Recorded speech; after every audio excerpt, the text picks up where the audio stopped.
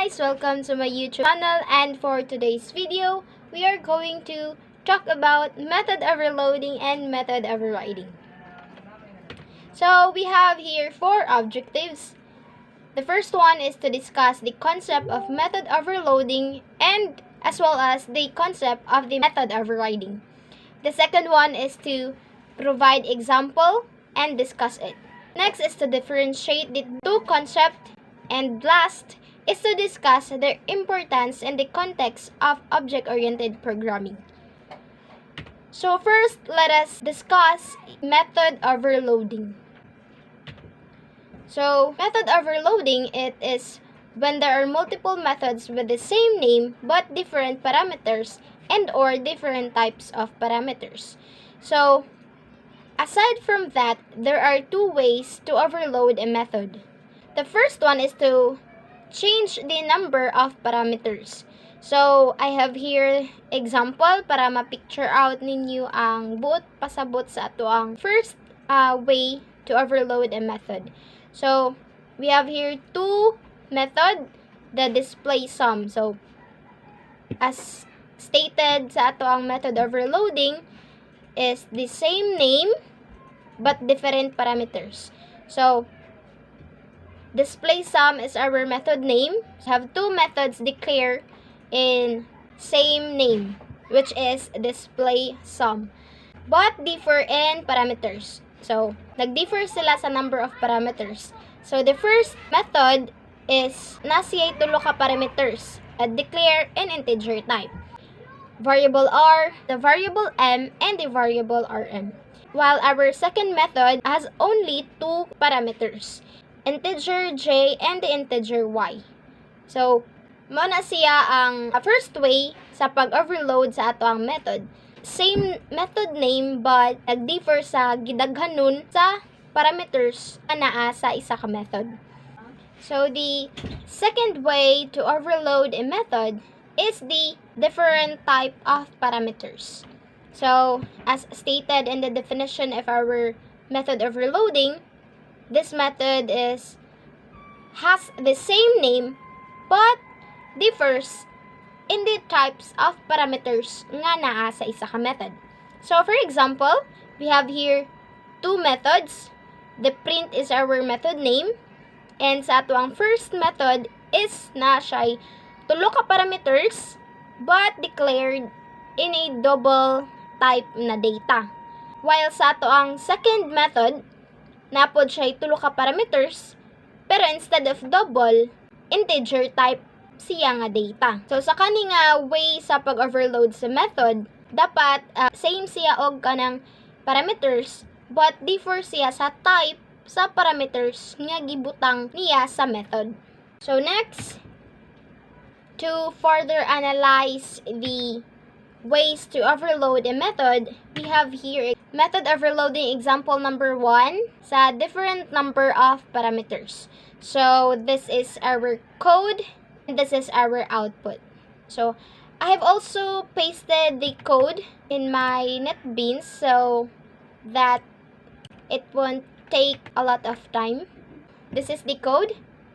As you can see, this is our method. Display sum is the method name. So, we have here our first method and the second method.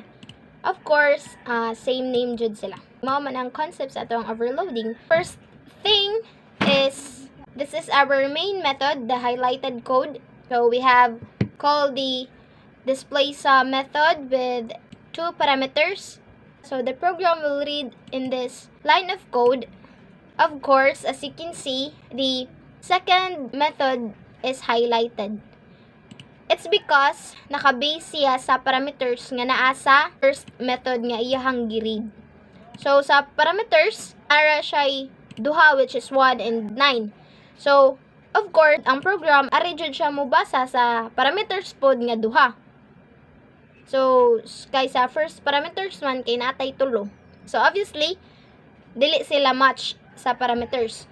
So, the program will jump sa kaninga code, this method, and ang value nga 1, mapasa sa variable nga j, ang value nga 9, mapasa sa value sa variable nga y.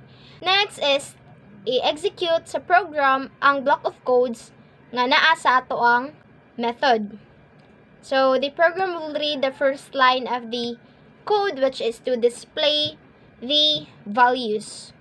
So values are gi-call ang variable j, which is naay value nga 1, and gi-call ang variable y, which is value of 9. So that is why the first line of our output is printed. Values are 1, then 9. The next code, mo read na po siya sa next line, which is to display the sum of the two numbers. So mo print ang sum, then gi-call ang variable j, which has value of 1, and variable y, which has value of 9. So 1 plus 9 is equals to 10. That is why the second line of our output is printed, which is sum 10. And the next is to only print a space before the next code. After pag-execute sa tanang code nga naa sa ato ang method, ang atong program mo balik og read sa ato ang main method. Ang program mo read na po sa ikaduha nga method, display sum, which has 3 parameters, 2, 12, and 1. So obviously, since na-execute naman ang second method nga ato ang gi-declare sa ato ang code, so kaning display sum, as you can see, na-highlight siya kani diri. So diri mo jump ang program. So si 2 mo mapasa ni variable r, and the 12 mapasa sa variable m, and 1 is mapasa sa variable rm. Again, after gipasa ang mga values sa parameters, the block of code inside sa ato ang method kay i-read ni program. So first line, system.out_print is to print only the values. So r is which has value of 2, then comma, na print ang comma, then call the variable of m, which is value of 12, and then variable rm, which is value of 1, na maong na print ang 1. That is why our third line of our output is printed. Values are 2, 12, 1. So next, the program will read sa system.out_print to display the sum of the three numbers. Sum, so r, which is 2, value, m, which is 12, rm, which is 1. So 2 plus 12 plus 1 is equals to 15. That is why the fourth line of our output is printed. So since nahurot naman og read ni program ang code nga naa sa ato ang method, so mubalik siya sa atong main method, then wala na po yung sunod nga code, so the program will terminate. So this is the output.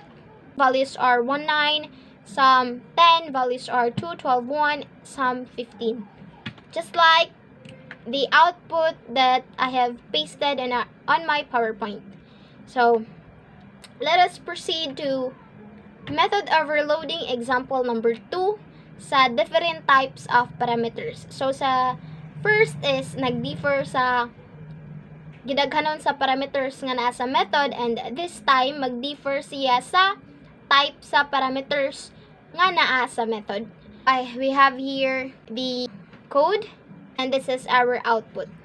I have also pasted it already sa NetBeans. So same thing, our program will read sa to ang main method. So this is the highlighted code is our main method. So mo read siya sa first line, which is calling the method print, which has 3 parameters in a double type data. So why it is double type data? Because naay point ang ato ang numbers nga gibutang nato sa parameters.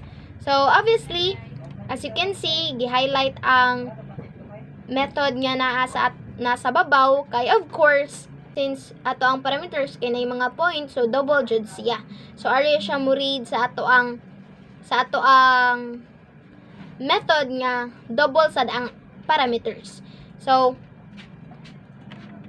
2.5 ipasa sa ato ang variable r, 2.0 ipasa sa ato ang variable m, and 5.5 ipasa sa ato ang variable rm. So next, the block of code inside our method will be executed. So first is system.out print values r. This is only to print the values nga naa sa ato ang variables. So gi-call na to ang variable r, which is 2.5, variable m, which has 2.0, and variable rm, which has 5.5. So let's try to run the code. As you can see, that is why the first line of our output is printed, displaying the values, displaying only the values. So next, the program will read the next code, which is system.out.println is to display the sum of the three numbers. So r, which is 2.5, m, which is 2.0, rm, which is 5.5. So 2.5 plus 2.0 plus 5.5 is equals to 10.0. That is why the second line of our output is printed. And read na pod ang program sa next code, system.out.println, which is only to print a space before printing the next output. So after executing all the block of codes inside sa ato ang method, the program will jump sa ato ang main method. So mubasa na po siya sa next code, which is calling of print nga method, which is parameters, na 3 ka parameters, 14, 25, 9, since na-execute naman ni nato ang first method. So obviously ari jud siya musud sa ato ang second method nga integer type. Kay 14, 25, and 9 is an integer type of data. So same thing, the block of code inside sa atong print method will be executed. So first, system.out.println values r. This line of code is to print the values, calling the variable f, which is 14, the variable s, which has 25, and the variable t, which has 9. That is why this line of our output is printed. And next, the program will read the next code, system.out.println sum. This line of code is only to display the sum of the three numbers. So f plus s plus t is 14 plus 25 plus 9 is equals to 48. That is why the last line of our output is printed, sum 48. So after the block of codes inside our method is executed, the program will jump na pod sa ato ang main method. So since wala na may sumpay nga code sa ato ang main method, then the program will terminate. So we have here, this is our final output. Same sa output nga ako ang gi-paste on my PowerPoint. So we are done discussing the concept of method overriding, and now let's move to the concept of method overriding. So method overriding occurs when a subclass or child class provides a specific implementation of a method that is already provided by one of its superclasses or parent classes. So to further analyze its concept, we have here one example. So this is our code. We have parent class, the child class, and the another child class, and of course our main method. And this is the output of the program. So let's discuss it line by line. I have already pasted it sa ato ang NetBeans. So, this is our parent class, the child class, and the another child class, and our main method. So, same thing, the program will read sa main method. So, of course, i-read niya nga kaniya code. Parent is equals to new child 1. This is also a instantiation. So, since the type of the parent reference kay nag-refer sa ato ang child 1 object, so the program will jump and read sa ato ang child 1 class.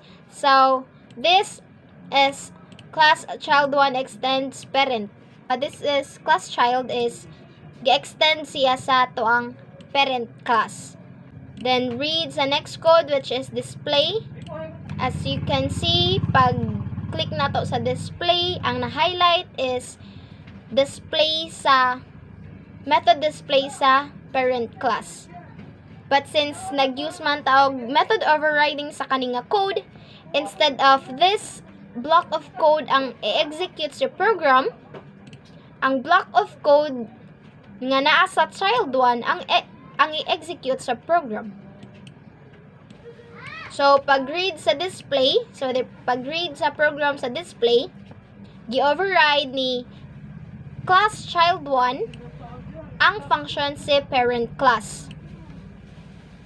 So, override is also kanang ma-consider nimo as kanang gi-replace or na siya gilaktawan nga code. So, sa kaninga code, so dili nimo execute kay gi-override ni child class si parent class.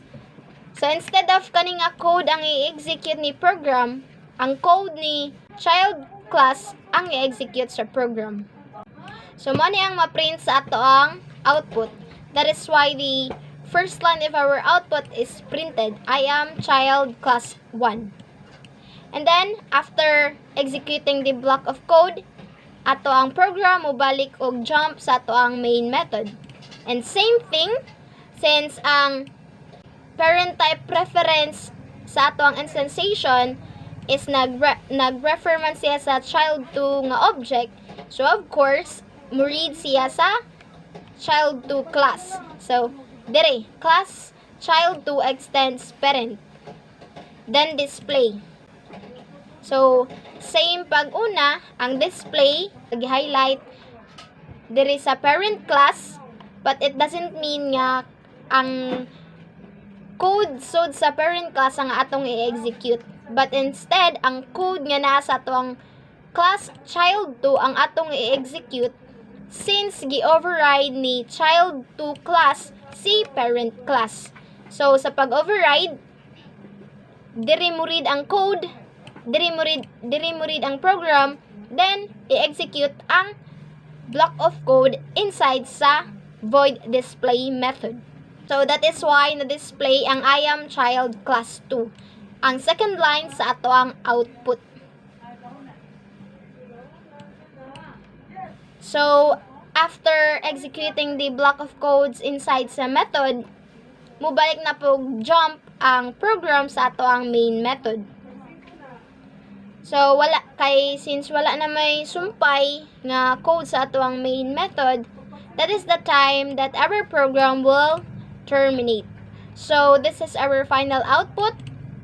I am child class 1, I am child class 2.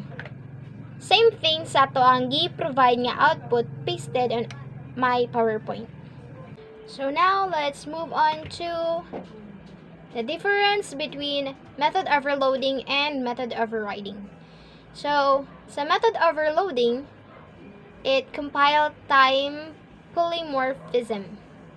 By the way, polymorphism is like we can declare interface with different implementation.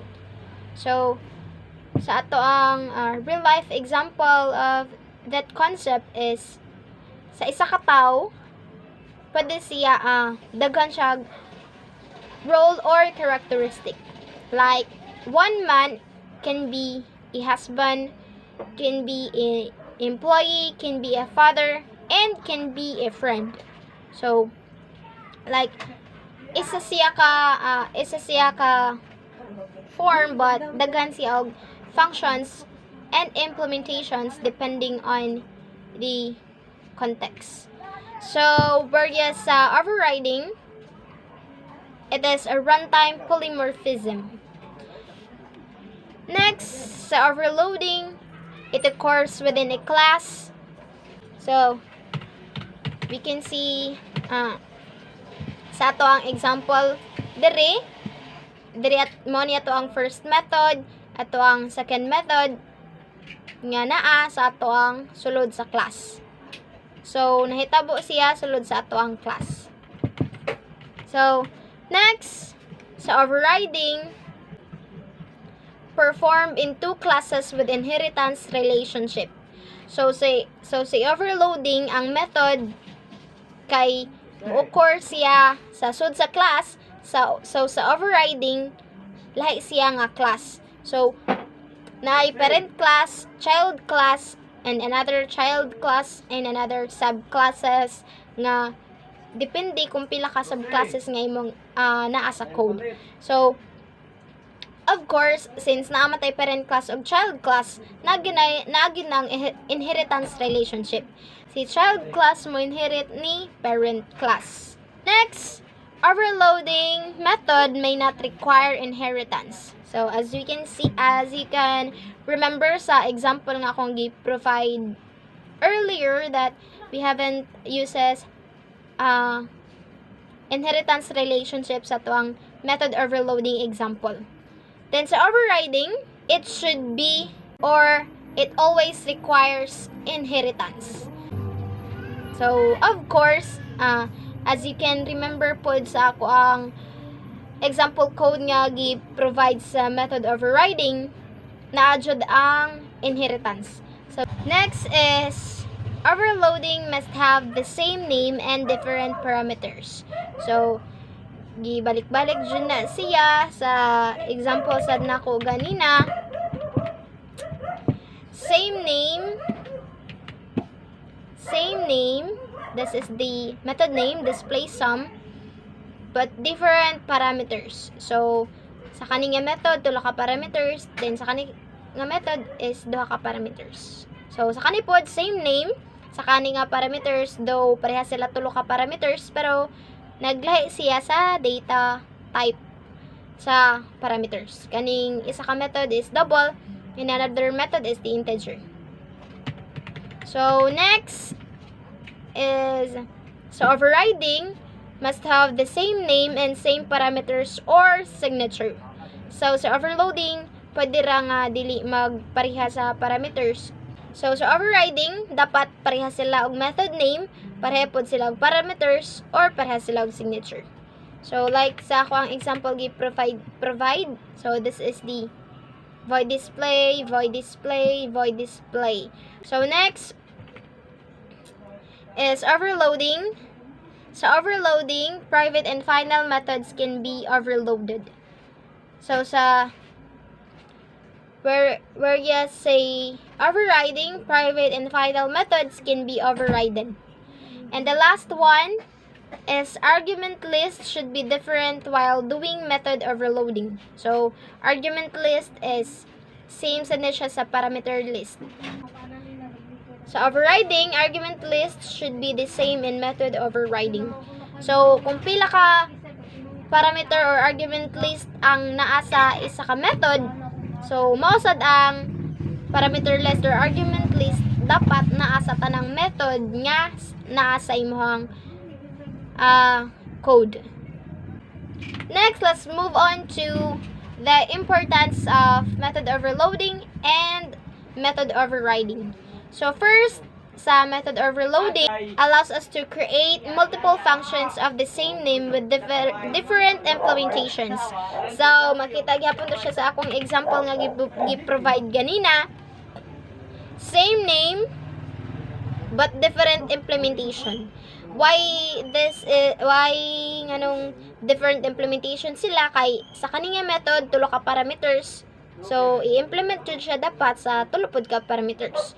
Then sa kaning method is nara siya duha ka parameters. So iyang implementation para rasad sa duha ka parameters.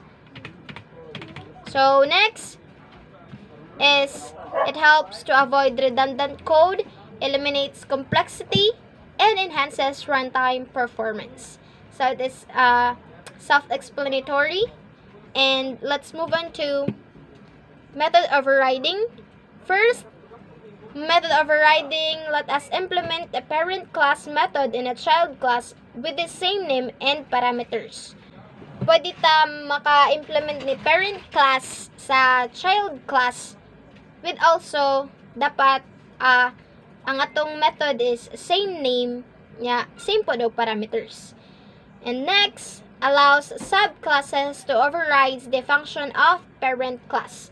So, kato akong example ganina, kaning si class child 1 extends parent, then diri na part is kaninga that override kaning void display. This is to override the void display of the parent class. Sa pag-override ani, so kanina ang i-read sa program.